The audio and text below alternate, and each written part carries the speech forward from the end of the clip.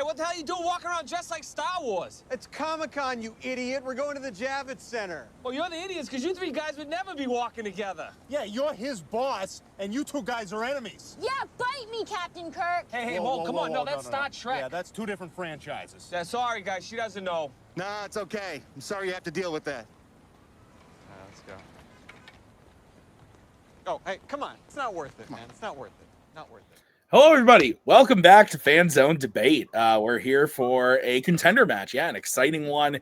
We've got Jacoby Bancroft and Joe Farrelly in the ring tonight. These two have debated before. I enjoyed it. I think they might have enjoyed it. Maybe not. They probably didn't. Oh, they're nodding. Okay, maybe, yeah. But no, this is going to be fun. One of these players is going to go on and play for the title. Jacoby has played for the title. He's held the title. I don't think Joe's ever played for the Fan Zone title. So that would be interesting for him if he was able to make it. But he has been to the contender match before. So this is the last step Joe's got to get over in debate. But both have been playing really good. Both had seasons early on. Joe, like I said, having some really good matches in there, but Jacoby had the one match against Nazario that ended in KO. He wasn't happy about that, and since then he's been playing lights out. Played Adelaide Spence again, played Robert Kastner, and has just been playing absolutely lights out, winning both of those in 3-1 fashion. Joe, on the other hand, did beat Javi.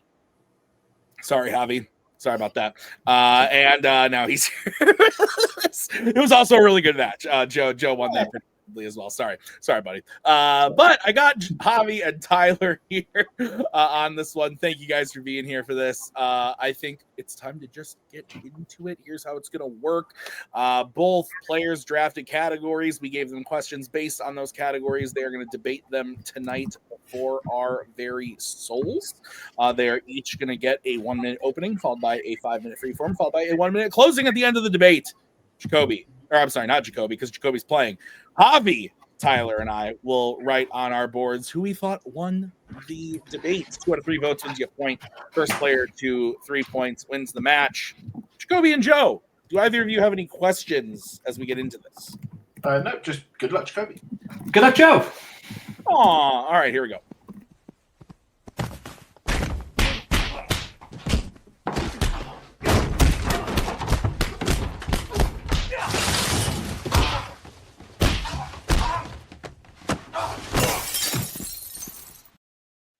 All right, we are kicking this one off with the first category, which was drafted by Jacoby in the category of YA. Your question is, which YA character has the best ending to their character? Jacoby, because you drafted this, you get to go first. You have 1 minute when you start. Prince Caspian had the best ending to their character as a YA character, and it's all about, I think, looking at his arc from start to finish. We meet Caspian as an exiled prince on the run whose own uncle wants him dead, and then throughout the second movie, we see him take his rightful place as King of Narnia and bring peace to the Telmarine kingdoms. That's already a pretty perfect end, but then Voyage of the Dawn Treader gives us an even more of a look into how he's doing as king. His story doesn't stop when he becomes king, but rather his actual end is when he chooses not to go to the heaven metaphor and see his father, because he knows he's needed in Narnia and vows to be an even better king to his people. It's such a wonderful arc, I think, from start to finish, and the ending is the best ending it could possibly be, for anyone, from being on the run and hunted and almost killed from his own family to a very successful king of Narnia who commits himself to being better for his people and just a better person overall. So I think it's the best ending, and that's why I think Prince Caspian has the best ending of any YA character, and I'm not going to go over like I usually do. Time. All right, beautiful. All right, let's move over to Joe. Joe, you have 1 minute when you start talking. Newt from the Maze Runner series has the best ending for a character in a YA film. I know you're thinking, Newt dies. How can there be a good ending? But this was about who has the best ending for their character. And when we're introduced to Newt as Albie's second in command, he's consistently putting others first. He's advocating for peace and reason instead of acting out of rage or fear like somebody like Gally.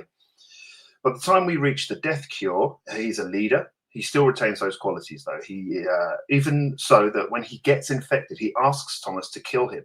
Rather than become a shell of himself, with nothing left except violence. That arc comes full circle when Thomas reads his letter after his death, reminding him to let go of what was lost, focus on keeping the others safe. It's a tragic but meaningful end that closes out his character arc in a complete, emotional, powerful, and thematically resonant way. Newt has the best ending for his character because his sacrifice means something. Okay. Caspian versus Newt. Gentlemen, you have 5 minutes when one of you starts talking. I will throw up the 1 minute warning when the time comes. And if you are not letting your opponent talk, I will be sad and I will throw up the let your opponent talk. Don't make me do that. It angers us here. So 5 minutes. One of you starts. I think Newt has a horrible ending to his character, and I think it's specifically designed that way. The most likable side character of that franchise gets infected and possibly kills himself, or Thomas kills him, but it's also just like moments before they discover the cure for the flare. It's a gut punch, and it's designed to be a bummer because Newt was the best. That may be the best choice for like the movie itself to raise dramatic stakes and make the audience, cry, because we did. But for the character himself, it sucks, as opposed to my character, who actually had a great ending to his character where he got to be the king and learn to be a better person and live on after that, which I think is much better than dying horribly in a very awful, gruesome way.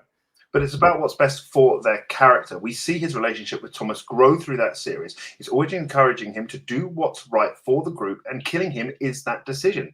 But it also allows their friendship to get closed out in an emotional and intimate way. I think the biggest issue with Caspian, actually, is that in Prince Caspian, we get hints of this tension and this thing between the Narnians and the Telmarines, and it's just glossed over. I mean, that's an interesting place for him to go as king, about being a king. But once we get to Voyage of the Dawn Treader, it's just about the Narnians. There's nothing about the Telmarines in Voyage of the Dawn Treader. I think that's the biggest issue with it. That's a great internal conflict for him to suffer from. We don't see it. But that's his very last line of the movie himself, when he can go off to heaven and live a peaceful life because he does it. And then rather he recommits himself to being like, I need to be a better king for my people. So the fact that they don't mention that at the beginning, like you mentioned right there, he fixes, he realizes that's a problem and he addresses that, and he vows to go back and do better tomorrow. As opposed to Newt's, it's not great for him to die, and it doesn't close out their friendship in a satisfying way, because what would be satisfying. The letter he writes does. But what would be more satisfying is he got to live on with him. I don't understand why he did that. He didn't want to die. He didn't want to get. No, of course he didn't. But it's not a greater sacrifice for it. We're talking about the important ending for his character. Newt had constantly shown himself to be putting others before himself and looking at the greater good and being rational, and that's why it's a great end for his character. Because despite this infection, he's seen the results of the infection throughout the movies, he sees what it can do to people, and that's why he managed to remain true to his character. The problem with Caspian, firstly, you've got a romance with Susan that is completely underdeveloped, and her absence from Voyage of the Dawn Treader just, it prevents any satisfying conclusion to that aspect. There's no character growth, because you even said he resolves to fix himself, but he's like, I'm going to fix myself, but we don't actually get to see it. But we don't need to see it, because it's the promise of what comes next. And that's what's so beautiful, because he gets to make the ultimate choice, right? Either go on to heaven, right? Which is what the Aslan's country is a metaphor for, heaven, to go on to it. Or he gets to go back and lead his people like he was promised, foretold, after a whole life of being hunted and betrayed by his family and being unsure of how he was going to be king and being what he was going to do. To commit himself fully at the end of it is such a great start to finish arc, as opposed to Newt, who is just like, he starts as a side character who grows into a leader, but then dies again in service of Thomas's growth and characters again. That's not great for Newt himself. It's great for Thomas. It's great for the audience watching it. It's not great for Newt. It's true to his character, which is why it's the best to die character. Because of who he is, yes. Because of who he is, yes. The problem with Caspian is that he becomes a secondary character in his own films, and half of the plot points we get are left unresolved. The conflict between the Narnians and the Telmarines, the romance with Susan, these things are all left unresolved. How is it a good ending for the character when half the stuff you just leave on the cutting room floor? You don't need to leave. Those things aren't the stuff that's important for the character himself. It's about him being king to the people of Narnia. Him starting from somebody who was going to be killed and hunted at the very start to the end of where he ended up being the leader of everything and deciding to, yes, I'm going to be a great king because after everything I've learned from the things. Because you are right. Caspian is a side character. He doesn't have every single emotional thing, but so is Newt. Newt is a side character as well. We're both arguing side characters here. Every plot point of theirs doesn't have to be resolved. It's about the ending of of where they ended up after where they had been. And the ending of where Caspian ended up is such a beautiful promise towards the future as a bright, while Newt ends up, dead and infected and stabs and begging Thomas to kill him. Like, that's awful for it. every aspect doesn't have to be resolved, but it's nice when it is, like it is with Newt, that every aspect of his character, he remains true to his character throughout the series. Whereas with Caspian, it's like, we're going to leave hints. We'll leave hints with this. This is a really interesting thing. Now forget that. We'll leave hints of this. Oh, no, we'll forget that as well. No, let's just go with this one little thing. The most interesting part of Caspian is what they followed. But that's the most interesting part of him. It's a good ending to one aspect of his character, not his entire character like Newt. To be the king of all of Narnia, which is where his character ends up, and to be the best king possible is the best individual thing for that character himself, while Newt doesn't have anything except just in service self-sacrifice and putting others before himself. All right, we're going to start closings with Joe. Joe, you have 1 minute when you start talking. Caspian is an interesting character that is never fully explored. The lack of adaptation of the last two books prevents the character from being truly explored properly. While we get hints of an interesting arc, they are sacrificed for the sake of plot. Newt, despite being a secondary character to Thomas, has the most complete arc. It's a tragic end, but one that fits with who he is as a character. A good person who learns the importance of sacrifice from Albie in the first film, shows his true qualities of looking out for the group and trying to save as many people as he can, whilst developing his friendship with Thomas, leading us to that hauntingly beautiful last line, "Kill me. If you are ever my friend, kill me." And then you have that epilogue with the letter to Thomas, summing up the things about his character that he gave to Thomas that he demonstrated throughout all three films. It's all demonstrated beautifully. It's all capped towards the end. You have three films all developing that character and bringing it to that self-sacrifice at the end. Okay. We're going to move over to Mr. Bancroft. Jacoby, you have 1 minute when you start talking.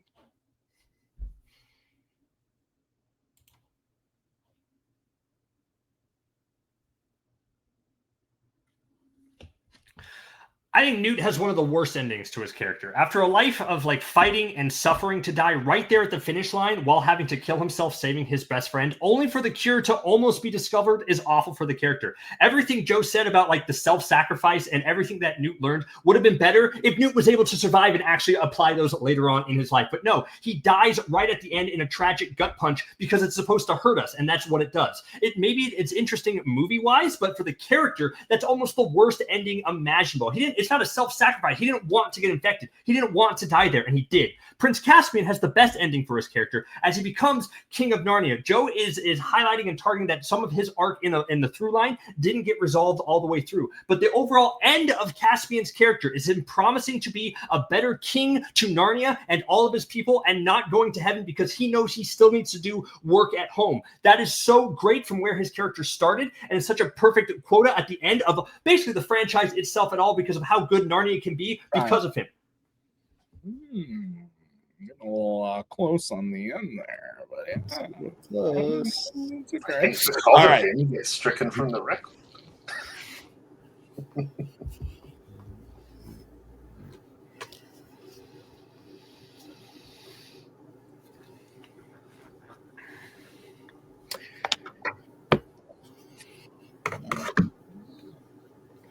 All right. Javi looks like Javi's good. Okay. Good start, as expected. I went with JB on this one. So I thought that I liked what Joe was going for. I kind of dug the whole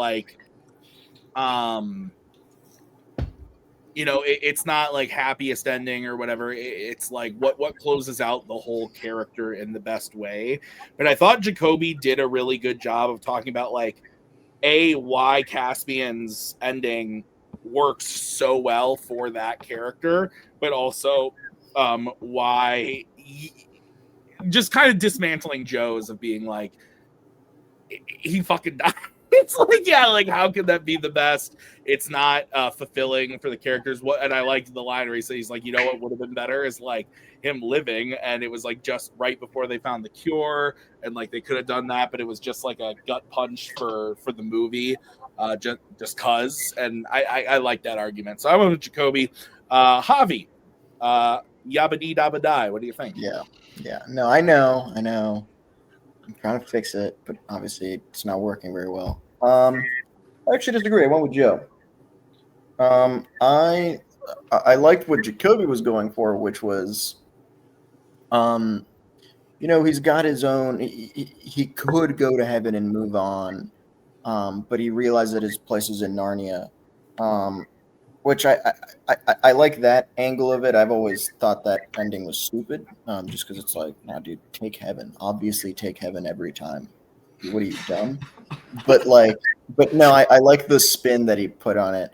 But ultimately, what it kind of came down for with me was like, Joe kind of said they clearly were going to make more movies, and his arc would have been finished there, but it just wasn't.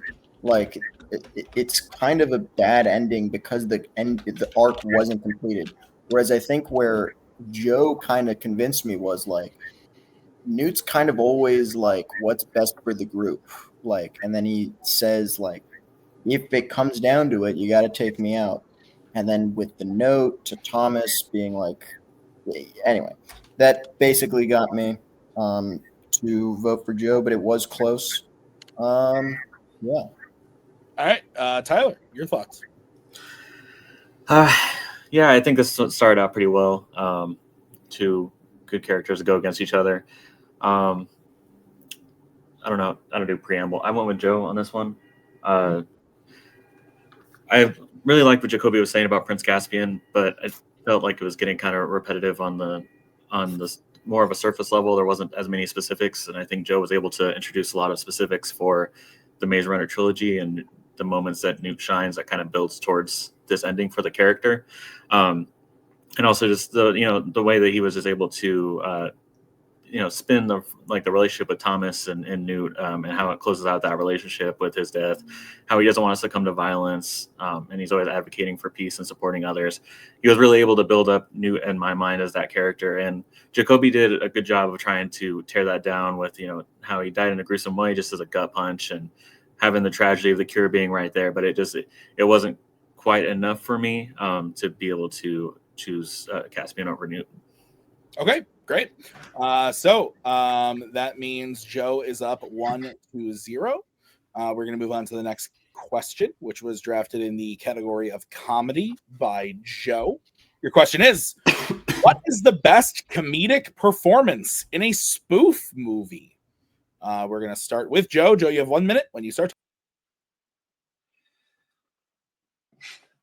Peter Sellers in Doctor Strangelove is the best comedic performance in a spoof film. In Doctor Strangelove, he plays three very important characters: the British Captain Mandrake, the American President Merkin, and the titular German Doctor Strangelove. Now, each of these characters is unique, has unique comedic traits, and each one is funny for different reasons. Each role is uniquely voiced, physically distinct, and tonally different. Mandrake is this stiff upper lip type character caught in this absurd situation, trying to deal with this madness of Ripper, while still being British and polite. You have Merkin, who perfectly demonstrates deadpan absurdity. His phone call to the Russian premier is just hilarious. One of the greatest lines in comedy: "Gentlemen, you can't fight in here. This is the war room." And then there's Doctor Strangelove, which is the standout, and it's masterfully physical and absurdist comedy. A mad former Nazi scientist whose arm is constantly trying to salute. Each character is a masterclass in comedic styles and the best comedic performance. All right, go over to Jacoby. Jacoby, you have 1 minute when you start talking. Mike Myers in Austin Powers, The Spy Who Shagged Me is the best comedic performance in a spoof movie. There was like a Twitter prompt recently about not many defining, iconic, distinct characters in the last 20 years. And one that immediately jumped to my mind from like 20 years ago, and one of the funniest performances is from one of the funniest spoofs of all time, and that's Mike Myers in Austin Powers 2. And I think it's a legacy that still endures to this day. The double threat combo of Austin Powers and Dr. Evil is unmatched in all of spoof comedy like history. Two fully fleshed out, hilarious, different, and still memorable and quotable characters is just wonderful. And if you throw in Myers as Fat Bastard, it's just one of the most impressive, funny, and iconic comedic performances of all time. It does what every spoof performance should do. It stands on its own, where you don't have to watch James Bond to laugh and get jokes. But if you do watch Bond, it makes it all the funnier. And it's so impressive of a spoof performance that it had to totally reinvent the Bond franchise and the spy genre as a whole moving forward, all off the strength of Mike Myers' comedic performance. And that's why I think it's the best comedic performance in a spoof movie. Whoa! Did you say stop? I didn't hear stop. Yeah. I didn't hear no bell. It's okay. All right, guys. 5 minutes. Why don't you start? Mike Myers' performance is about exaggeration, and it doesn't always work. I think one of the biggest issues is Myers. It's a combo of safe and lazy. Do what you did in the first film, but have one character basically become the other through drinking the mojo, and introduce a third character where the fact that he is Scottish has nothing to actually do with the character himself. It just happens to be the best accent that Mike Myers can do. See, So I Married an Axe Murderer. It's an SNL. He's done Scottish enough times. It's safe. Comedy should never be safe. It should take risks, and that's exactly what Sellers does in Doctor Strangelove. I think comedy should also be funny. I think that's very important. And Mike Myers is very funny as a Scottish person, but probably one of the most funniest Scottish people accents alive. And that's why he can do it in Spy Who Shagged Me, and for that to be successful, and why that counts as the best comedic performance. I think this is so hard, because I think yours and mine's movies are kind of spoofing different things. Peter Sellers is spoofing the actual Cold War, like in real life, while Mike Myers is spoofing James Bond. But I do think that's why I went out here. His comedic performance is so subtle, and Peter Sellers is so kind of subtle and unique. But this is a spoof thing. You said it's over exaggeration, which I agree that Mike Myers is, and that's what makes it so funny. He can play these larger than life villains, both Austin Powers and Dr. Evil and Fat Bastard, and be completely over the top, but not be just overblown to the point where you don't understand or care about these characters. He is ridiculously funny, just spoofing this macho, masculine, womanizer cult hero. While Peter Sellers, I don't really. That's exactly the thing. You say it's about over exaggeration, but that's exactly the point. Doctor Strangelove as a character is over exaggeration. That whole stuff with the arm and mein Führer, I can walk. That's the over exaggeration. But why it's the best comedic performance is he's able to do a completely different type of comedy with the other two characters. That deadpan stuff that's worked so great across many spoof films, and they could go on Airplane, all this stuff. That's what he does with Merkin. That when he does the phone call, this is a terrible tragedy. The world's about to end, and that's how it goes. But then you have Mandrake as well, which is a completely different style of comedy to the others. That's why I think it's the best comedic performance. It's three different characters with three different comedy styles. But I just disagree with that in terms of that Sellers. I think Doctor Strangelove is the funny one. I think 2 out of 3 of your Sellers roles, I don't even think are that funny. They're regular, fragile human beings, and it's the cast around him and the situation with itself. The greatest that's funny. It's George C. Scott. I think George C. Scott in your movie is the standout ultimate comedic performance. He's so funny that Tim Robinson basically bases his whole shtick off of him today. But George C. Scott is just this comedic force that takes up all your movie, while Peter Sellers is a utility player in his movies itself to serve the satire of the movie itself. While the Austin Powers 2, it's Mike Myers operating at his peak after learning some stuff from the first movie to be even funnier in this movie with both these iconic characters of Austin Powers and Dr. Evil, and adding in Fat Bastard to it. 3 very distinct, very hilarious characters, while 2 of your characters are underplayed and very subtle, which I just don't think is the best comedic performance. I think the best comedic performance is that you can have 3 outlandish, over-the-top characters like Mike Myers does, but make them all different, all funny, and you care about all 3 of them, as opposed to the subtle variety uniqueness of yours. Well, we've been over the all different. Like I said, he had to introduce a third character in Fat Bastard. So how do you make that easy? You make Dr. Evil more similar to Austin by having him consume the mojo. That's actually a little bit lazy in my opinion. But what you have with Peter Sellers is you like I said, you get the 3 distinct styles. And you have to remember, this is a film from 1964, and the satire, which is being executed masterfully by Sellers, is still relevant and is still funny today. That's why it stands out even more, because it's still funny despite being 60 years old. Yours is again 3 different characters, but 3 very similar performances. But that's what's so, no, I disagree with that because I think it's so great. The moment that you're hitting on both times is that like, oh, it's so like bad. And it's because basically at one point he drinks the mojo and becomes the other one. The fact that one actor is basically playing two characters, but then drinks mojo where one character has to act like the other one itself, but this is still the same actor doing different performances where it's not just Dr. Evil. It's not Mike Myers as Austin Powers. It's Dr. Evil as Austin Powers. This is such a great layered comedic performance that's so over the top. I'm talking about best comedic performance, and that takes way more skill than the understated. Come on, Jacoby.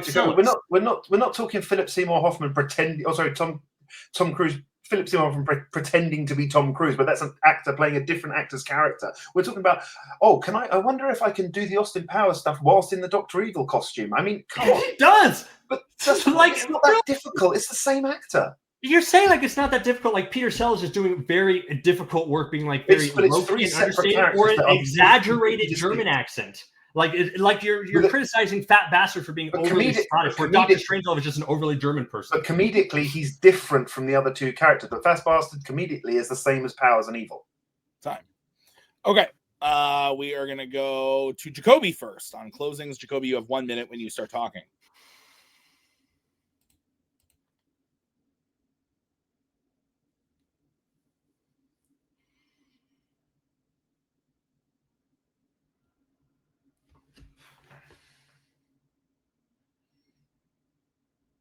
I think Mike Myers as Austin Powers is a defining comedic spoof performance, so good that it changed the way they made spy movies and James Bond itself. And that comes down to the strength of the Myers performance. Because again, what makes this the best is that it's funny completely on its own. You don't really even have to watch a Bond film in order to get it. But if you are a big Bond fan, it makes the gags and the spoof performance even funnier. Yes, they are over-exaggerated comedic characters because he is spoofing something specific. He is spoofing James Bond and he is spoofing Blofeld and evil people overall. So that's why these characters are so over the top all the time. But the fact that Mike Myers can operate at a level where all three of his big characters are at the, like over the top exaggeration throughout the whole course of the movie, even to the point where one character is playing another character, even though they're both played by the same actor, is an amazing level of spoof comedy performance. Dr. Strangelove, yeah, I think it's a better movie overall. I think acting wise, Peter Sellers does something not as difficult when two of his characters had to be understated, mellow, and calm throughout the whole thing and not interact, as opposed to Austin Powers. Okay, so we're going to go over to Joe. Joe, you have 1 minute when you start. Sellers' performance has endured because it transcends its era. His characters feel timeless in their representation of institutional madness. Myers' characters, while iconic in pop culture, are of their moment. Late 90s irony and nostalgia. Peter Sellers' Dr. Strangelove performance is better and more comedic because it operates on multiple levels simultaneously. Comedy, critique, character study, and performance art. Myers' work is entertaining but fundamentally about style, whereas Sellers is about substance disguised as style, making each character a facet of Cold War insanity. Mike Myers, whilst also playing multiple roles, which are all about cartoonish exaggeration. Each persona exists mainly to deliver as many punchlines as possible rather than deliver punchlines that actually work. They're funny on the surface, but that comedy is not layered, and all rely on repetitive catchphrases. Yeah, baby, $1 million, or I ate a baby, rather than developing it distinct inner rhythms or psychological nuance. Each character is distinctly comedically different. You've got deadpan. It's not calm and mellow, it is deadpan. And then you have Dr. Strangelove, which is the cartoonish exaggeration. Time. Okay, we're going to bring in the judges.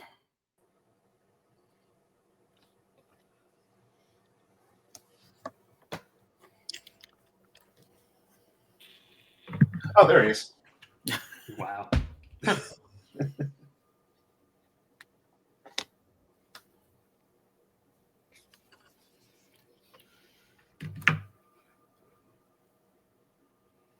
Now I'm not blue. What causes that? What? What causes that? Oh, it just fades into blue. Weird. Is it my face all of a sudden? I don't get it. All right. Not my room. I've been other places. Anyway. Tyler, if you're ready, we may begin. You may begin. Okay. Yeah, I thought this was a pretty interesting one. Didn't really expect 3 characters versus 3 characters, so that was that was an interesting twist. I thought it was really interesting how they kind of took jabs at each other. A lot of times it's just about what was really funny. I didn't realize, like, I've never seen somebody be upset about an accent to that level, so that was interesting. The whole Scottish debate. I think I ultimately went with Jacoby on that one. It's with Peter Sellers. I was kind of interested in learning more about what was going on with that, but I didn't feel like until the closing that Joe gave us a whole lot. Like, I heard 3 different performances of comedy, deadpan, and then understated, and then crazy comedic. But I didn't really know more than that to it, unfortunately. So I was interested in finding out more what that was. And I think Jacoby did a good job with mentioning that there was another comedic performance in the movie that was better, and then I didn't hear like if that was untrue. So that stuck with me. And then with Jacoby, like he did a really good job of changing the mojo being a lazy writing to no, it's actually when Mike Myers was able to bring out the best performance because he was able to play actually 3 characters at the same time, and that really showed his comedic chops and how it still hit. And he was able to just really portray the Austin Powers series where he's able to be over the top and with his performance, but not to the point where people are just like, please, I need you off the screen. Yeah, I agree with Tyler. I also went Jacoby. I felt pretty much agree with most of everything Tyler said. I think also Joe was trying to nail down this concept of like that. Yeah, that there's 3 different different comedic, like the style is different with all the characters. But with Mike Myers, it's all the same despite the characters. That didn't like totally work for me because it's just like, well, what's funny is funny. It doesn't matter if it's the same or totally different as far as like the acting chops or whatever. So I agree with what Jacoby said in that like Doctor Strangelove is probably the better movie. I like both movies, but even at the end when Joe was like naming lines from Austin Powers, I was like, yeah, that part's funny. So ultimately, I went with Jacoby. Javi, your thoughts? I want my baby back. No, I also went with Jacoby. I think it didn't matter anyway. Sorry, Joe.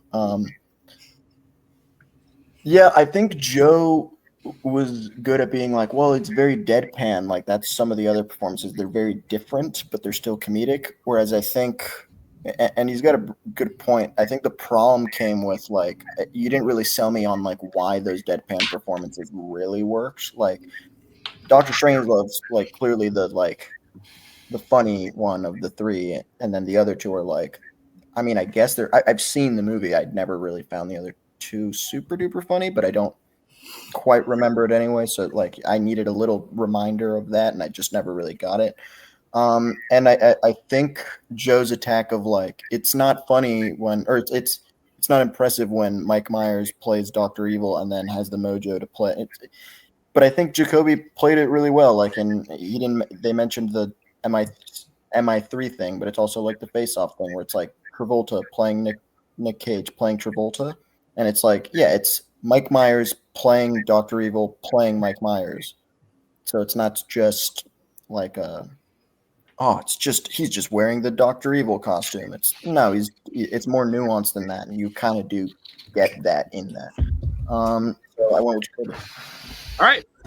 So we're all tied up 1 apiece. So we're going to move on to the next question, which was drafted by Jacoby in the category of actors and actresses. Your question is, which actor or actress of the 21st century has had the best consecutive set of films? It can include fandom films. You can talk about fandom films if they are in there, because I don't remember what you guys picked. So we're going to start with Jacoby on this one. Jacoby, you have 1 minute when you start. Sorry, I lost a pen. This doesn't count. Don't count it as my minute. I need my pen. Leonardo DiCaprio is arguably the most famous and successful movie star of our time. In an era where movie stars are being redefined and like reborn, there's only one like Leonardo DiCaprio, and it's incredible that he stayed on top for the entirety of the 21st century. From Gangs of New York in 2002 all the way to One Battle After Another in 2025, there's an 18 movie run that if you actually look at, it's insane how he always has evolved and changed over time with an amazing set of movies. In this chunk of almost 25 years, he's worked with Scorsese 6 6 times, Tarantino twice, Nolan, Spielberg, Paul Thomas Anderson, Sam Mendes, Clint Eastwood, and others. Been nominated for 5 Academy Awards, played both famous historical people and famous book adaptation characters, and all interesting films. It is the best consecutive set of films because of its longevity, which is insane, because the movies are so different, yet all are at least either really good or terrific, and how he always makes the smart choices as an actor in his films, whether it's like an award-winning movie or an important movie or just a fun movie. All of this has allowed for the best consecutive set of films that no actor can even touch after, for 18 movies. Okay, we're going to go over to Joe. Joe, you have 1 minute when you start. Florence Pugh from 2019 to 2025 has the best consecutive run of films. From Fighting with My Family to Thunderbolts, she has chosen incredibly diverse films, diverse roles, all of which can be considered great for different reasons. Great family films, great drama in Little Women, great animated films in The Last Wish or Boy and the Heron. The best picture winners with Oppenheimer, great superhero films in Thunderbolts, epic blockbusters in Dune Part 2. Even the films that maybe don't quite hit with some people are great in their own way. Don't Worry, Darling is visually interesting and explores modern misogyny, and I think in a very creative way. Black Widow is fantastic end to Black Widow's story, and although people say it came too late, it wouldn't have worked anywhere near as well without Florence Pugh in it. And her chemistry with Harper Johansson leaps off of that screen. A Good Person is a deeply complex exploration of addiction and platonic relationships. She elevates everything she is in and always picks the right projects, no matter who she is working with, whether it be Nolan or Villeneuve or Kurosawa. Sorry, not Kurosawa, Miyazaki. I knew what you meant. All right, 5 minute freeform when one of you says. It's not a consecutive run. Yours isn't a consecutive run. You have 2 movies in there that completely stop it dead. You have J. Edgar, which has almost no redeeming qualities whatsoever, flop with critics and general audiences. And then you have Don't Look Up, which is one of the most laughable Best Picture nominees in Oscar history. It's laughable satire and not in a good way. And Gatsby, it feels its runtime at the very most. It's exactly what I said in my thing. I think the movies that he did that maybe don't hit as well. I think J. Edgar does have some redeeming qualities, including him itself. It is a Clint Eastwood movie. It was nominated for a bunch of awards, and I do think it's a very compelling biography. Don't Look Up is an important movie, I would say so, about the message, which shows what he's trying to do itself. And what was that other one you said? I'll come back to that in a second. It's Great Gatsby, which is a very fun book adaptation of the book itself by Baz Luhrmann, who is a very visually stylish director. Florence Pugh, I think, is great. I made a whole argument once about why she's an amazing actress, but my point that I made then still stands today. She's usually the best part of lackluster movies, and that's not the question. It's best consecutive set of films, and any list considered the best would not include Black Widow and The Wonder, which are just, very subpar and average. Don't Worry, Darling, you're going to make it like, oh, it's visually interesting. It's one of the worst movies of that year, very bottom. A Good Person was just her being in her ex-boyfriend's film, and a subpar Andrew Garfield romance in We Live in Time should be much better with her. She is great. You said that. She's great. She elevates everything she's in, but the movies themselves are pretty subpar or average, where all of mine are either interesting, visually interesting, Academy Award winners, or just terrific bangers with all of his movies. No, we're talking about best consecutive run. Yeah. And I can say that Florence Pugh has good to great films throughout. I thought yours has really good movies, really great movies. Dead. All right, that's the end of that run. Okay, we'll just have to start the consecutive run again. Really good, really great. Dead. And then it falls flat. And then we had the good consecutive run towards the end. It's not diverse. It's not interesting. Like you said, works with Scorsese and Tarantino over and over again. And I appreciate that doesn't necessarily affect the quality, but I still think that choosing different roles allows you to does elevate that, and I think it does. I think it's much more diverse. We've got Villeneuve, Miyazaki, Gerwig, Nolan. I think this is an Oppenheimer. We're talking about Oppenheimer here, and that's a fantastic film. And again, it's good to great throughout the run. But you have 2 films in there, 3 films at most. No, I have excellent, terrific films, like greatest films of all time by generations. I have Tarantino's, Nolan's, Paul Thomas Anderson's, Spielberg's. I'm sorry, Scorsese. Hold on. Scorsese, all these times, very terrific, above everything, and everything else, I would just say is pretty good up here. Yours, Florence Pugh bar, is pretty good up here, along with just some tanks for way more often than any of Pugh's that you have. Don't tell me The Wonder is a good Zach Braff movie itself. Don't tell me We Live in Time really changed. Don't tell me Black Widow is one of the best MCU movies, because it's not. She's not operating as one of the best. I'm saying she zigzags. It's very subpar, is what I'm saying. It's not the best.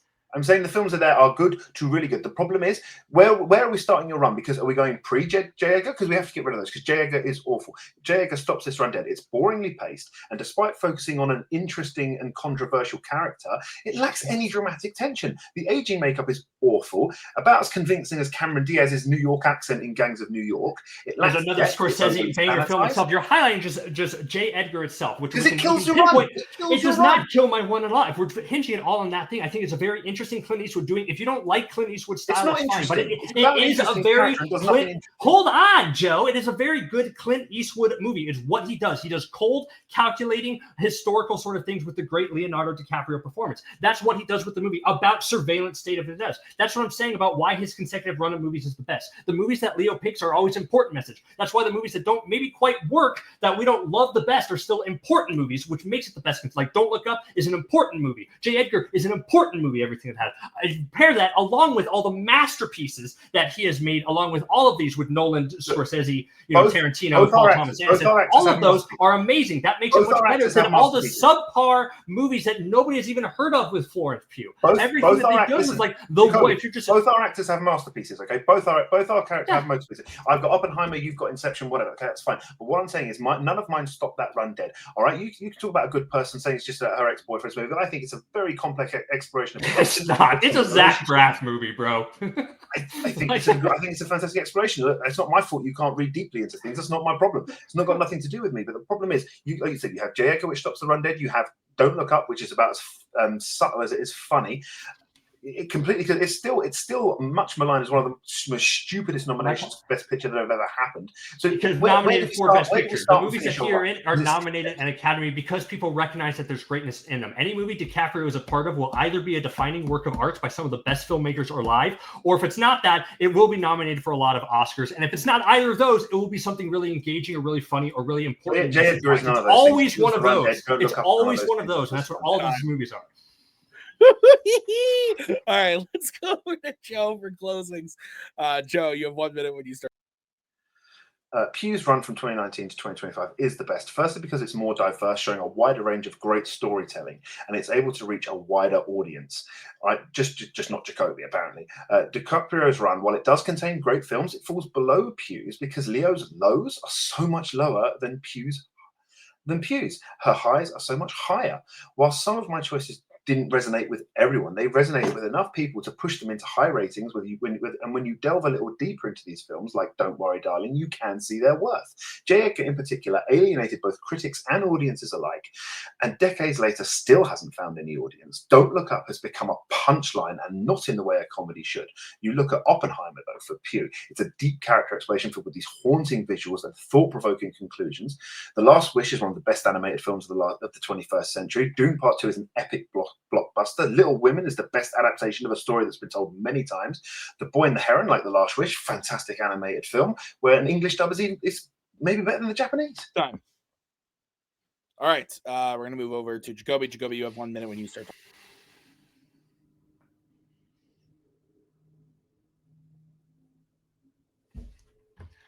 No actor has had a more successful consecutive movie run as Leonardo DiCaprio. Not Tom Cruise, not Tom Hanks, not Denzel, and certainly not Florence Pugh. It is an amazing 18 film list that are either classics, award winners, important messages, or just fun times at the movies. And they are so different through the years because Leo can evolve and change as an actor.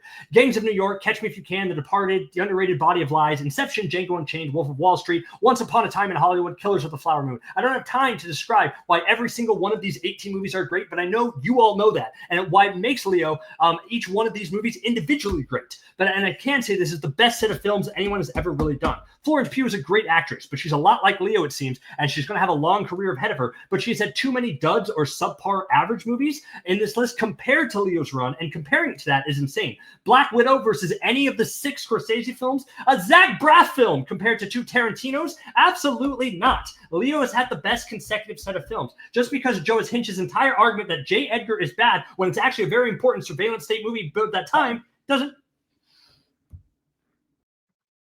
Ooh, it was close there. What do you mean close? It's still going.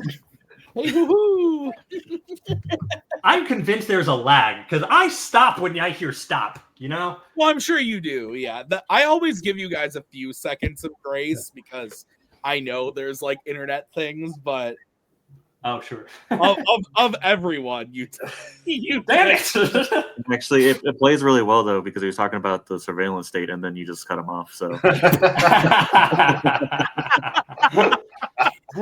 that's funny. Oh man! All right.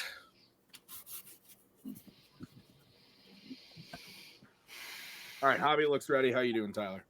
yeah, I think I'm ready. Okay, we're gonna start with Javi on this one. Good.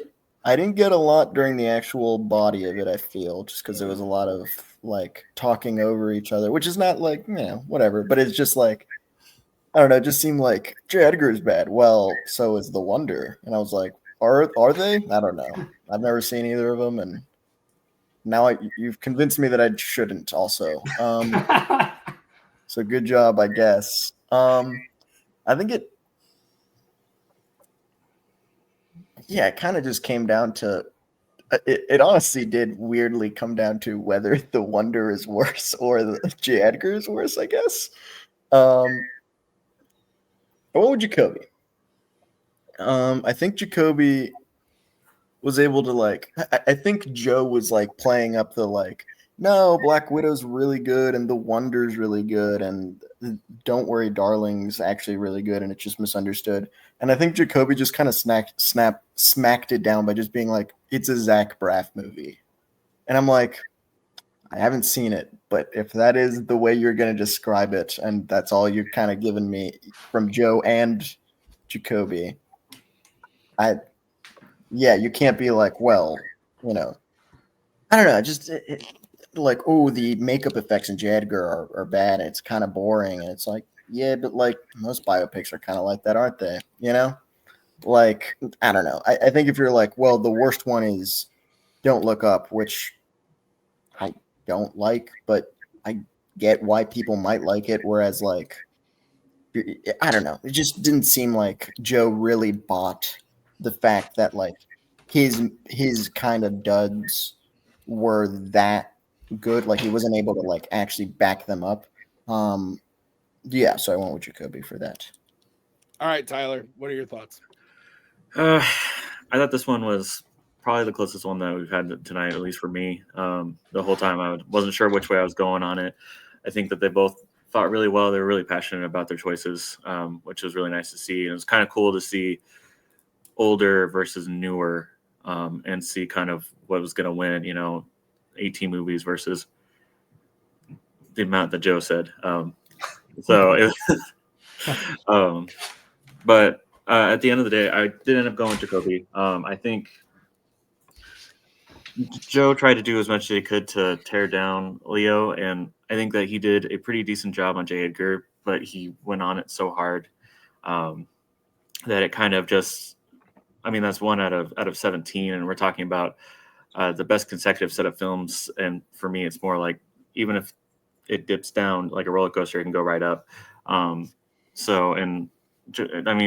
It really, honestly, like the fight just became a lot of like these awards, these directors, and it kind of just became a lot of those things getting thrown around. So it became harder to see what exactly to choose on.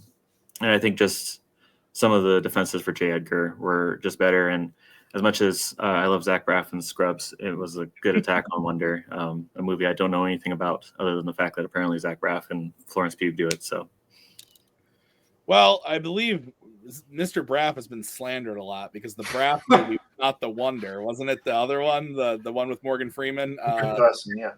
Yeah, The Good Person. Oh. Yeah, The Wonder was the Netflix one, which is actually a pretty decent movie. So that was there the whole time. But I also went with. Did Tyler and I misspeak, or did Jacoby misspeak? Everyone misspoke multiple I was times. I Jacoby's just wanted face to know because I haven't seen it. Yeah, he said the Zach Braff movie, so that's why I said a good person is da da da da da. Yeah, Okay. everyone misspoke many times on that front. Cool. But I went with Jacoby too. I think that Tyler said it was close for him. This one wasn't too close to me. Sorry, Joe. I feel like I'm pooping on Joe tonight. That's not what I like doing. But I just thought Jacoby had a real handle on this of saying, like, listen, she's great. She's the best part in not great movies. But when we're comparing the lows of Pew to the lows of Leo, they just don't really compare. And I liked Joe's attack on this of being like, movie, dead in the water, movie, dead in the water. I thought that was like an interesting way to put it. But I actually kind of agree with Tyler, where it was like, it's kind of like a roller coaster where it's like, there's going to be some down. Jacoby didn't say that, so it didn't necessarily lean into my verdict on it. But I did feel like overall Jacoby gave me enough to say, like, all of these movies, even the ones that are lesser quality, are important. And so there's either really important movies, really fun movies, or all-time masterpieces, and that just kind of doesn't compare. But I still think Joe did a great job for Pew. If this was just one man ranting about why you should watch Florence Pugh's movies from 2019 to 2025, he'd make a great case for why it's a great set of movies. I just think Jacoby's argument dismantled it. So, or at least really propelled Leo. So Defend the Brits. That's what I was doing. What's that? Defending the Brit. Yeah, that's fair. Did we bring up Blood Diamond either? That's a great movie. Anyway, hey, Blood Diamond not being brought up is wild. Okay. I like Good stuff. Jacoby is up 2-1, so Joe needs to hit this in order to send it to the bonus. It was a category drafted by Joe. It is the category of epic adventures. Your question is, which epic adventures film is the most rewatchable? We're going to start with Joe. Joe, you have 1 minute when you start talking. Pirates of the Caribbean, Curse of the Black Pearl is the most rewatchable epic adventures film. It makes you feel joy and nostalgia. It has fleshed out characters you connect to and that you want to see again. It's fun. It's visually entertaining. It's quotable. It builds this whole new world. This film created characters we came back to 4 times, and although none could reach those heights, you come back to the first. Not just lead characters, but secondary characters feel fleshed out. You have Jack, Will, Elizabeth, Barbossa, but you have Norrington, Governor Swan, Pintel, Rigetti, Gibbs, even Cotton and his parrot you want to come back to. Bedelt and Zimmer's score is as swashbuckling as the film is. It has multiple storylines that all lead to satisfactory conclusions. Whether it is the curse of the pirates or Jack always trying to escape, Will and Elizabeth's romance, the consequences of Will's actions going after Elizabeth, it is the most epic of epic adventures and one that holds up on every rewatch, delivers something new each time while being that familiar comfort blanket that a truly great rewatch can be. All right, go over to Jacoby. Jacoby, you have 1 minute when you start. Indiana Jones and the Last Crusade is the most rewatchable epic adventure film. I think rewatchability comes from a few different places. Easy to watch, an emotional core, things audiences love, a great story, and just overall joy, all of which The Last Crusade, I think, delivers on. The benefit, though, of this being the third indie movie after a divisive second film, is that you can truly tell they went back to the drawing board and focused completely on what works about the franchise and the character. So you have another exciting mystery quest after a holy object, but now we're following a character we already know that we love in Indiana Jones, plus an added extra layer of father and son drama, which is extremely funny, so it evolves the character, but in a really exciting, rewatchable way. I'm sure we could all watch Harrison Ford and Sean Connery bicker all day long. I think it's truly a perfect Indiana Jones movie because it's fun, it delivers everything we want from the character we already love without having to relearn introductions every time that we watch it. It has the strongest emotional backbone that never gets old no matter how many times you watch it, and I think it's the most rewatchable. I am good job. You guys are mean. These are good movies. Okay, 5 minute freeform. One of you says. I think the issue is Indy and Henry are the only interesting characters. I think Donovan is a weak villain, whilst you have Barbossa, who's a deeply complex character. And I think Rush is having the time of his life playing that role. I think the movie's one story focused, stopping the Nazis while getting the Grail. I think, which is a plot point we've already seen in an Indiana Jones film. You said it yourself. They went back to, we know we love Indy, but when you go back to watch Pirates of the Caribbean, we remember why we fell in love with Jack and Elizabeth and Will. I think that's and Barbossa. I think yours is like, I already know I love this character, but when you go back for Pirates, you remember why you fell in love, which is a big difference. But no, that's why rewatchability is so great, because these characters are already defined in and of itself. You say like Henry and Indiana Jones are the only interesting characters in the movie. They're the crux of the movie itself. We watch an Indiana Jones movie for Indiana Jones itself, and to see him, who we already love because he's one of the greatest characters of all time, and to put him in a new position where we both get to kind of learn like a fun River Phoenix backstory, which is phenomenal overall, and it just goes from start to finish. It's just this expert sort of fun adventure all the way to what he is with his dad. So yes, it is a similar story, like you said with the first one, but it's a better story because it's tighter, it's leaner, it's taken all the lessons from the first one, and now we just have a rewatchable banger, as opposed to Pirates of the Caribbean, which I think is your point is actually a bad thing, where we have to learn why we love Jack again. It's because we spend too much time thinking about this Barbosa. Why he's like, oh, is Jack a good guy or a bad guy? We know he's a good guy, but that's like the point of it. Is Barbosa a bad guy here? He's a bad, like, we don't need to do that. I think that's where you're wrong. Like, when you go back to rewatch a film, it's about taking different angles from it. One of the most interesting thing about Jack is that you never really know what side he's on. I know where he comes out at the end, but it's also about his escapes, his methods, all that stuff. Is it luck? Is it planned out from the start? And I think each time you rewatch it, you get a new angle on that. You're like, oh, maybe he did have it all planned out, or maybe it was just improvisation. I think getting that difference from it, I think the only real thing you get with yours is the reveal of how the puzzles are solved at the end. And I think once you know how they're solved, I think that kind of lessens the impact. Like the penitent man will pass thing, like kneel before God. But well, now we know how it's done. It lessens the impact, which I think Jack's character, I think there's so much going on there that I think each time you get something new. But I think what makes those moments, on my moments specifically, that you can rewatch, including the trials, is the humor of it. The fact that like when he has to do the like, oh, in the Latin alphabet, it starts with J, and then he goes I, and he almost falls. It's hilarious. It's one of the funniest moments in the movies. It's the humor and the heart of those moments that make this so rewatchable, because we already know and love these characters itself. I mean, I think Curse of the Black Pearl is like a great movie, and I do think it's the best Pirates movie, but it's not the most rewatchable. I think there's way too much table setting that has to be done, too much like bloat in the middle of the movie. It has to arrange everyone to get to the finale. I mean, I love its first act. I love the third act. But the second act of Pirates is just too long for everything. You have the side characters that you want to come back to. You don't just want to focus on the main characters. You can focus on these side characters, getting them in those right positions. I think the cursed gold, the shifting alliances, the betrayals, and Jack's true motives all unfold with surprise, and that's what makes the rewatchings fun. I think even the surprise though is not there in the rewatchability though. The surprise isn't why we go back to rewatch it. We're not surprised again though. What we do is that we love it because the characters themselves are invested, and yours has good characters too, but the relationship and emotional background between Indiana Jones and the Last Crusade and his father itself is the perfect rewatchable movie from start to finish, from everything, because we're following this character doing amazing fun flourish things from the greatest director of all time, who took everything great from the first movie and pared it down. It's like your movie should have like another third movie that like tries to pare down all the good stuff and take out the bad stuff. Your movie is love interest in Raiders. You say take everything great from the first. I'm sorry, a better villain in Raiders, a more compelling love interest in Raiders. I think those two things that it does actually lose when you get to Last Crusade. And I think you talk about yours being tighter and more compact. I think the library and the Venice scenes actually can kind of slow the pace on the rewatch. And I think even despite its much longer runtime, I think Curse doesn't drag. And because the fun scenes, there's so much fun going on. You're having so much fun with it. That's what's great about rewatch. I think you're getting the surprises, and I think you're looking at them from a completely different angle and getting new things from them. Plus, also, you're just having fun. Yeah, but that's also what both of our movies are fun. I think we're both making that argument of like, these are really fun times at the movies. And I think these are the two most fun times that you could have in an epic adventures movie. I agree with that there. Why I think mine is more fun and more thing is because of the dynamic of the characters. I think Indy's relationship with his father that propels the whole narrative of a character we already know, and we don't have to worry like, oh, is Indy bad?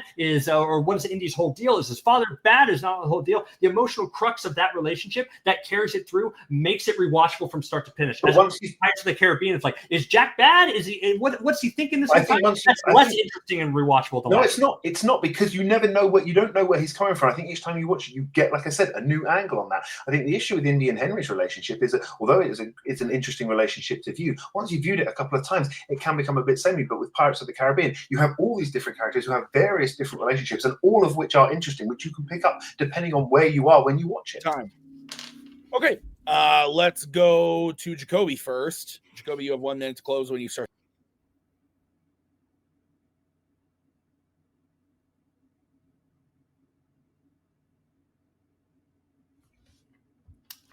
Like the old knight who drank from the Holy Grail, Indiana Jones and the Last Crusade does not get old. It is the most rewatchable epic adventures movie. It's so light on its feet, and it bounces from that early opening with young Indy to the setup of finding the mystery to his father, to the Nazi Allison duty betrayal, to finding his dad, and that having a whole new, complicated, and hilarious dynamic. Tank fights, plane fights, all the way to the finale where Indy has to pass all the trials, save his dad, and ride off into the sunset. It's a perfect movie. It's so propulsive from start to finish, putting a character we already know and love into exciting new places so we don't have to wonder and worry about and relearn new things, but while also having one of the best father and son dynamics in movies. Joe said it wasn't very good. I cry every time Henry says, "Just let it go, son." It is such a good moment to watch that relationship evolve every single time that you watch it, no matter what. Plus, on top of the emotional arc, it's absolutely hilarious, and humor that never stops being funny always helps rewatchability. I think Pirates humor isn't funny the fifth time you watch it. Indy's humor is hilarious every single time. Pirates is great, but too much table setting, set up, too much bloat, not enough excitement. Well, Spielberg delivers a perfect lean down indie movie. Okay, let's go over to Joe. Joe, you have 1 minute when you start.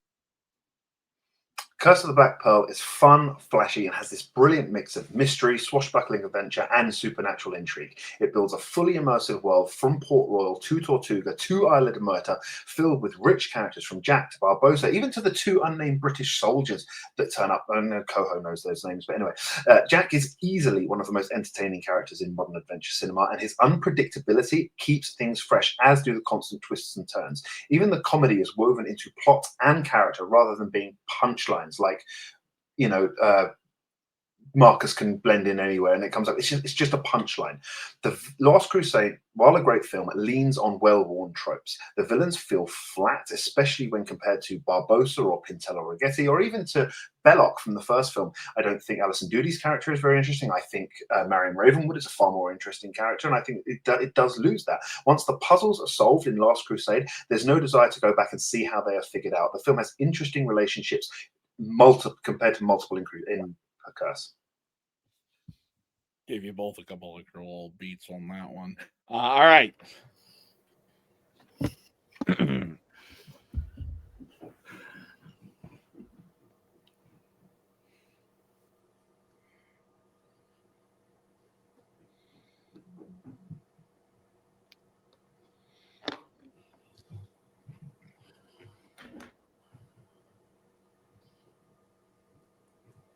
Tyler looks deep in thought.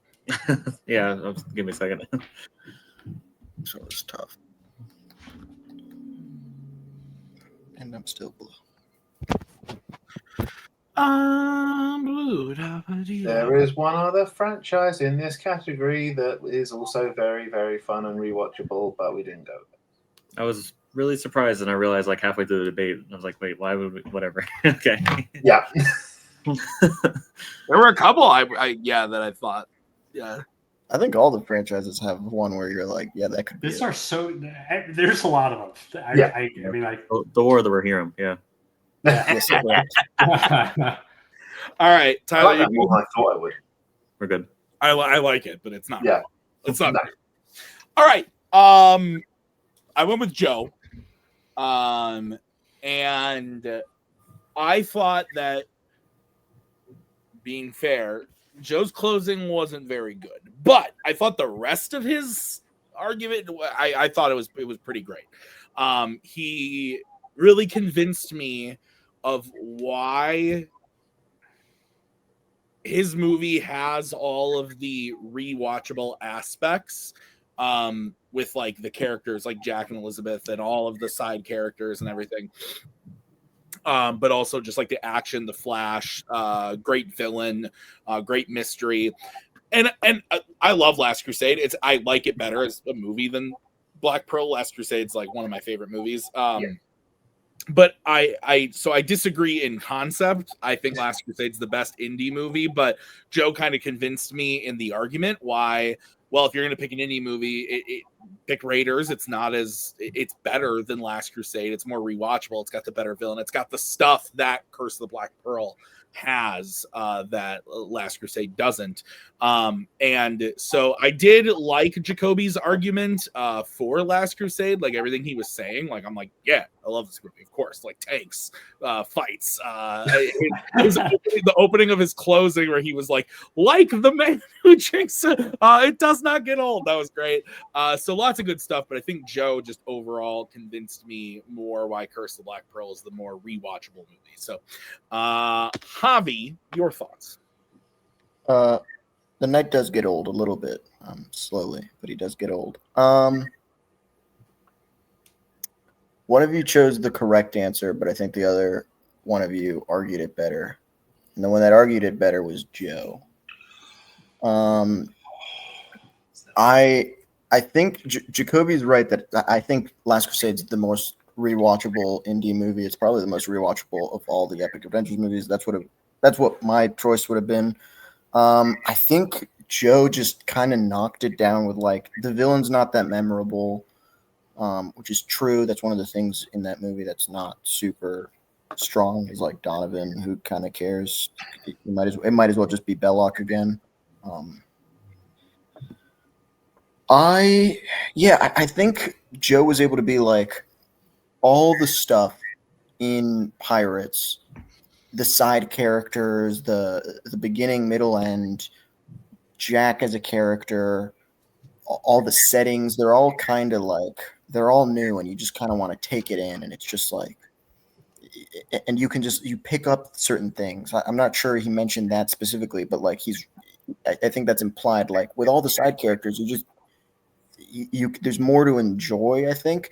Not necessarily that I disagree, or not necessarily that I agree. I think there's a lot of fun side characters in Indiana Jones too. And I think Jacoby was just like, well, yeah, you're right. There aren't a lot of fun side characters in Indiana Jones. Henry and Indy, those are the two main characters you're supposed to focus on. I'm like, yeah, but Sala's interesting. Like, you didn't even mention Sala. You didn't really mention Marcus Brody. Like, you could. He kind of mentioned like the Allison Duty reveal is like interesting. Yeah, but that was like very in passing. Like, you could have talked more about that. Yeah, I just ultimately went with Joe. Okay, Tyler, your vote doesn't count. Where would you have gone? Yeah, I also went with Joe. I think you guys pretty much covered everything that I was thinking. So I think Jacoby did a good job. He definitely sold the hell out of that movie, and I think he made it seem like it's a really comfortable watch. It's just enjoyable. But Joe he had a lot of excitement when he was telling us about it. He had a lot of good reasoning about what you get from it from each rewatch. And so I think that was enough. But I think they both did really good on trying to sell the movies. And Jacoby didn't choose the mummy, so he should have lost anyway. So I will say this, Jacoby: the scene in the castle when they're tied to the chair is the most rewatchable scene in Epic Adventures. Yeah. I will watch that. I've put the film on. It's been just at that bit, and I'm like, yes. Dad, what? Dad, what? These are both movies that anytime they're on, I have to sit and watch them. Like, they're both so good. Anyway, okay. Well, Joe's tied it up, which means we're going to the bonus. Here's how it's going to work. I randomized which side of Fanzone this was going to come from, whether it be fandom or general movies. I then randomized the remaining categories that were not drafted in the main round. I'm going to say the question, and I'm going to repeat the question. Once I have said the question for the second time, you can answer it. Whoever says their answer to their question first will be going first. You will each get 45 seconds, and then you will each get 30 seconds. Any questions from the players? Nope. Okay.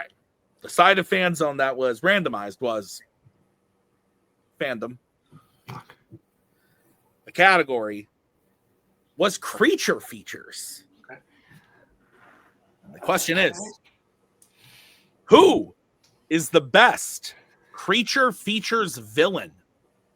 Again, who is the best creature features villain?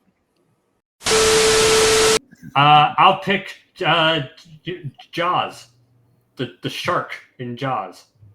Okay, Bruce. I don't know what's name. Yeah, no. I mean, I would. Yeah, that works. I consider that. Yeah. Colonel McCulloch in War for the Planet of the Apes. Okay. Woody Harrelson's character, right? Yeah. The Colonel. Okay. All right.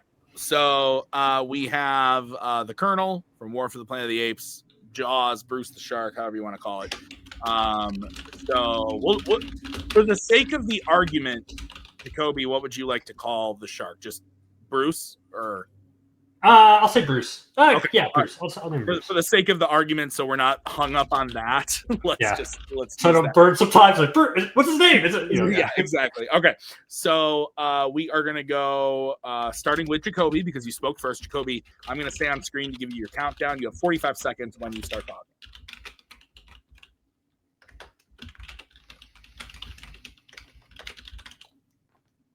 Jaws is the best. Oh, wait, I've already fucked up. Sorry. Bruce is the best movie villain of all time. The movie monster of all time. A monstrous force that is just the embodiment of fear and evil and terror. And the fear that is going into open water. It's a dead-eyed, gigantic monster. He's so good that you don't have to see him for mostly the whole movie. But that fear is so great throughout the audience and through the characters itself. It defines all the characters and why they are afraid. So that when you finally do get that big reveal of that monster, it's the best monster reveal of all time and defines every monster going forward. McCulloch is just some guy who fights some apes. He's not that interesting. He goes out like a bitch at the end. Whereas Jaws is the shark of all sharks, the monster of all monsters. The fear that keeps us all up at night is this shark itself, and that's why it's so great. Joe, 45 seconds. Colonel McCulloch is a complex, tragic, and ideology-driven villain. He doesn't see himself as a villain, which is what makes him a great villain. He's also, they're two sides of the same coin, him and Caesar. So he's a perfect counterpart to Caesar. His moral conviction makes him more power-hungry. He's a more chilling antagonist. Like many great villains, his actions stem from fear, the fear of humanity's end, which is ultimately where he comes in the end, which is why it's got such a satisfying ending for that villain. The shark in Jaws is just a mindless killing machine. Yes, there is fear there, but it's just a mindless killing machine. There's no depth, there's no creativity, there's no complexity to that villain, whereas I think Colonel McCulloch is a more complex villain. I think you look at him compared to the main heroes like Caesar. Caesar loses his family and grapples with rage, like the Colonel does.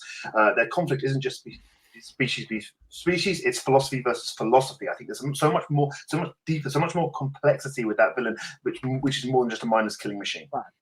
Okay, Jacoby, 30 seconds.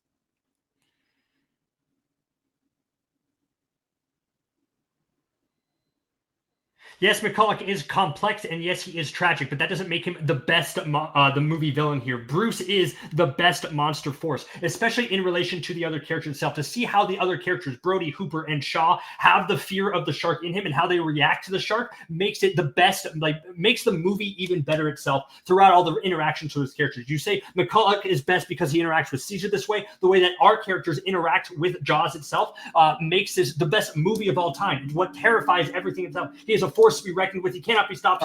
Embodiment of evil. All right, Joe, go ahead. 30 seconds.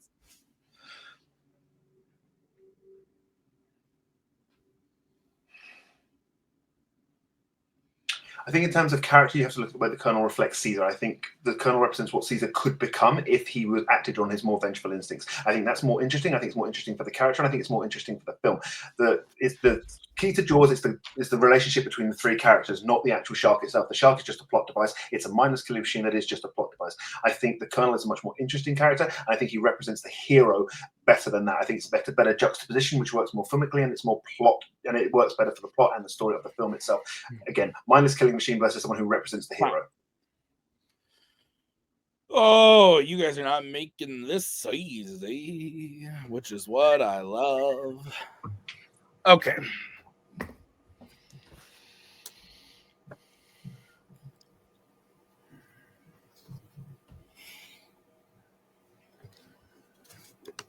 I have a J written on my board now. Yeah. Oh, wait. I write down both names and then I erase one so I can do something kind of stylish with enough time. Just do it during the arguments. Your super boring arguments where I'm just doodling. All right. I think I'm ready. I think I'm ready too. All right. Tyler, you're starting. No, never mind. I'm not ready. No, I think they both did great picks. Very interesting to Monster vs. Man. I think Jacoby had a lot of great points about just the killing machine, what impact Bruce or Jaws has on the other characters, how it's just a force. And I think Joe, his pick of doing a villain that's more of a counterpoint, kind of what you could be if you succumb to the same emotions that they did, was interesting. At the end of the day, I went with Joe. I think he gave me more specific examples of like philosophy versus philosophy for Caesar. Doesn't think that he's evil, fear, and he is motivated by fear for humanity, and he thinks that he's being noble. I think he was able to really flesh out the character and the motivations, and that's what sold me on it. Okay. Yeah, I thought this was great. The first pick that came to my mind that I messaged them was Koba, and neither of you took Koba. So I thought that was interesting. But there were lots to choose from if you look at the list, and I think these are two really great picks.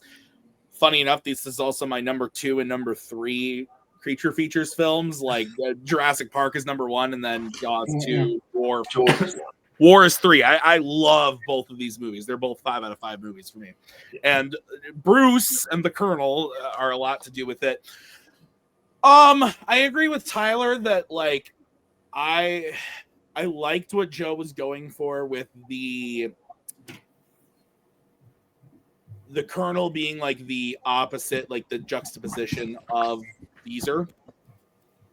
I liked what Jacoby was going for with the shark being like the unsinkable, unkillable, just machine that is just like going for it. And I liked what Jacoby was saying with like the terror, the unseen, everything. I did go with Joe. I thought that overall, thinking about the question, best villain, Joe just gave me a teensy bit more. And when Joe kind of brought up like the shark is cool, but the movie's about the characters, the men, and the shark is the plot device, whereas the Colonel is just this like force in that movie. That really worked for me. I did enjoy Jacoby's line about the Colonel going out like a bitch. was a good line, but it didn't totally work for me. So I went with Joe. Javi, what are your thoughts? Clean sweep. I went with Joe as well. Yeah, no, good. I liked the angle that Jacoby attacked it from, which was like, it is just pure evil. And I was like, I didn't think of that. I immediately I was like, Jaws, that's kind of like a hack choice, like, just a big monster. But you were the epitome of like evil, and he's unseen and whatever. I was like, that's actually, I didn't think of it that way. That made me think about it. But at the end of the day, I think Joe, you two brought it up, but like, there's more complexity to. There's motivation. There's complexity. There's like. Maybe it's the fact that he's a human. Well, obviously, it's the fact that he's a human that gives him a little bit more like things to think about other than a shark that just eats people for because it's hungry time. So, but I think one with Joe.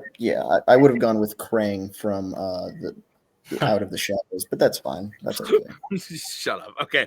That means your winner is Joe Farrelly. Jacoby, let's talk to you. It got progressively darker as the night went on, but ultimately as exciting. Jacoby, you've never delivered, I feel like, even in your losses, and even in your loss against Nazario, a bad match. You always come prepared. You always come with really good arguments. But Joe seemed to be on a bit of a mission tonight, and it looked like he was maybe out of it at the beginning, but you came out swinging and pushed it to the end.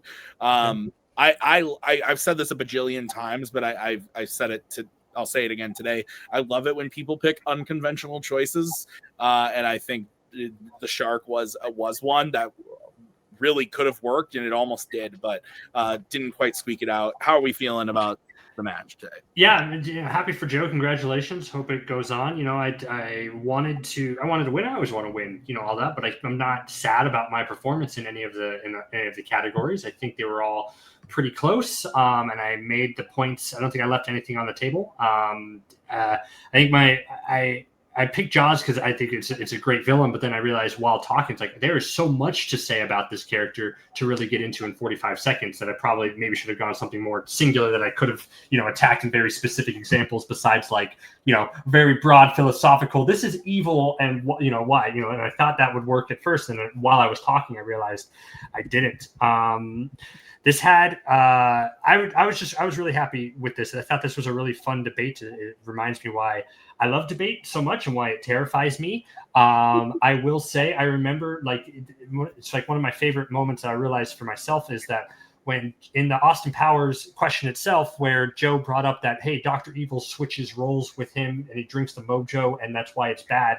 I had forgot that happened. And when he said that, I was like, that sucks and everything. But then I said, you can see me mid talk, be like, oh, wait, this is actually a good thing. And that is actually why, for all that sort of stuff. So that brought the joy to me. But again, I hope Joe, goes on and does very well. It's getting longer and longer. You always, whenever I brought in, it's always like he was a former belt holder, but that was 5 years ago at this point. So it's a while. So I would have liked another, closer reference to that. But no, anyways, I'm rambling. It was a fun time. Congratulations to Joe and thank you guys.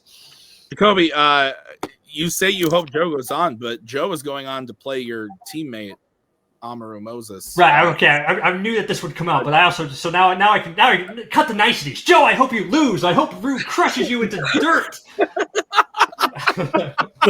Jacoby, it's been a pleasure this season because we're at the end of the year. This does end your season, but it's been a pleasure. I hope we see you back next season for more fun debates. And I'll do it. I'll do it. Awesome. Jacoby, great stuff. We'll see you next year as we bring in our winner, Mr. Farrelly. Joe, it was you seemed very, very shocked at the end there, but it was a clean sweep. Great fight. Jacoby always brings out the best in people, I think, and he did the same thing for you tonight. You are going on to play for the title, but before we get to that, let's talk about this match because it's another contender match, another high pressure match, and it's Jacoby. You guys have played before. Anything different this time? How do you feel coming out of this one? There was a lot of work that went into this. I think I said before when I played Harvey that sometimes when I go into debate, I sort of remember to write my arguments the day before we go into this. I won't lie, I wrote these the day we set the questions and I started planning out these arguments then. When we can talk about going into the title match, why that winning this was so important for me personally.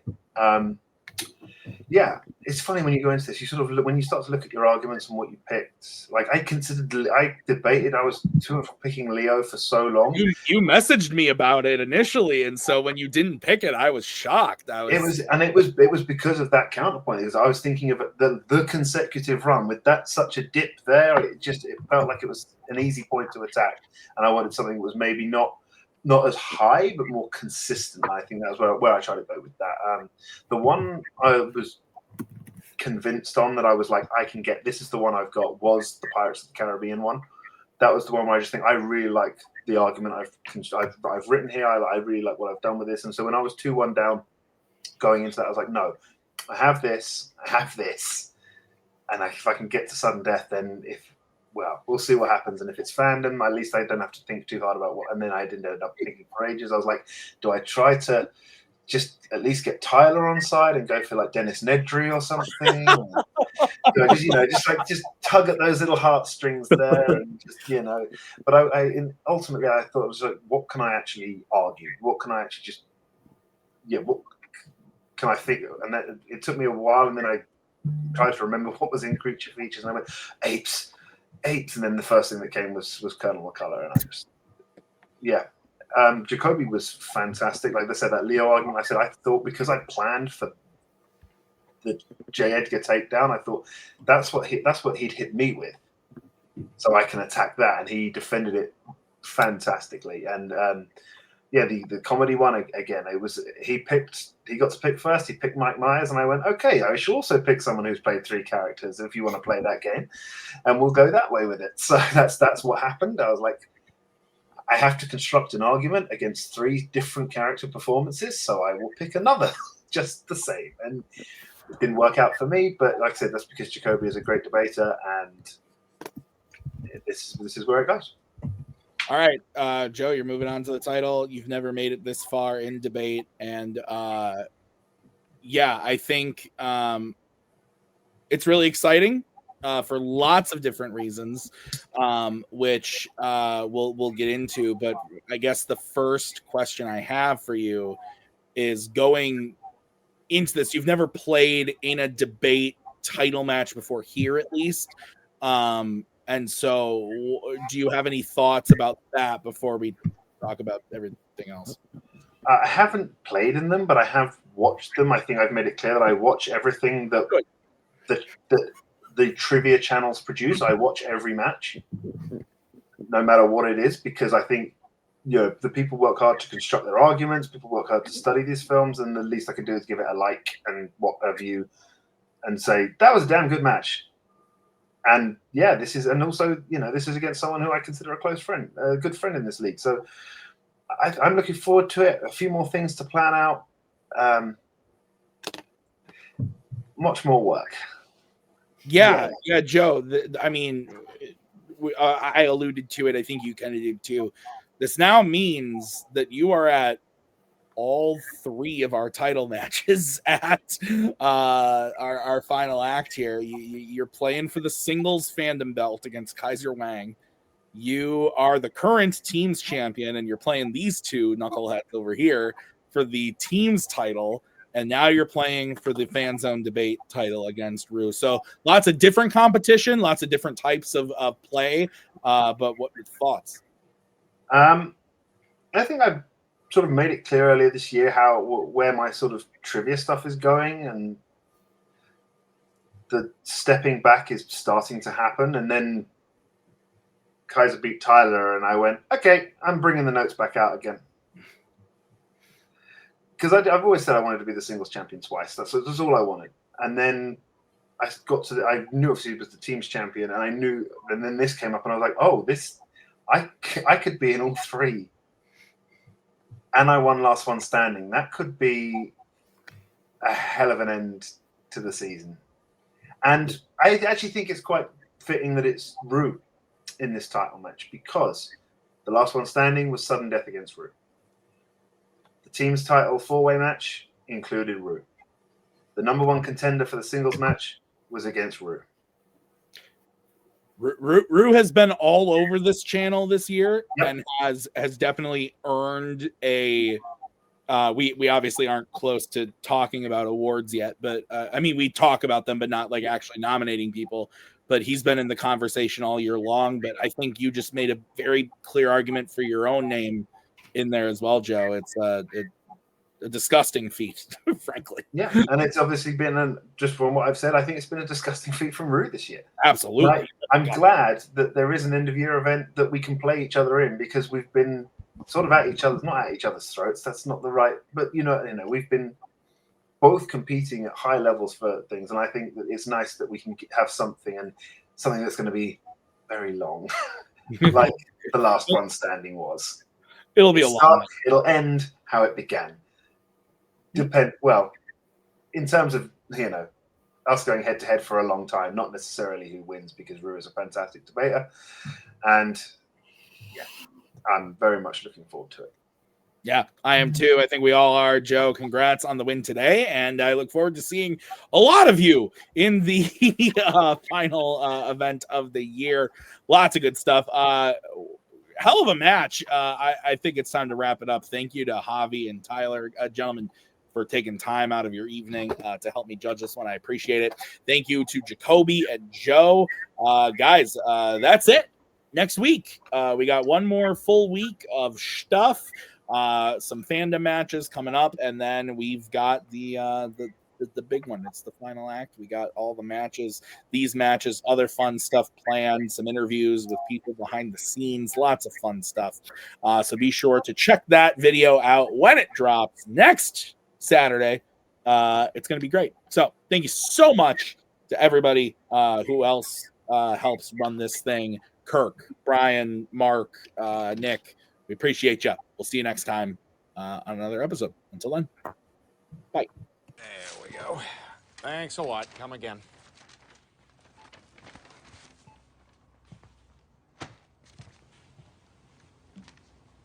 Hey, I won't forget what you've done for me here today.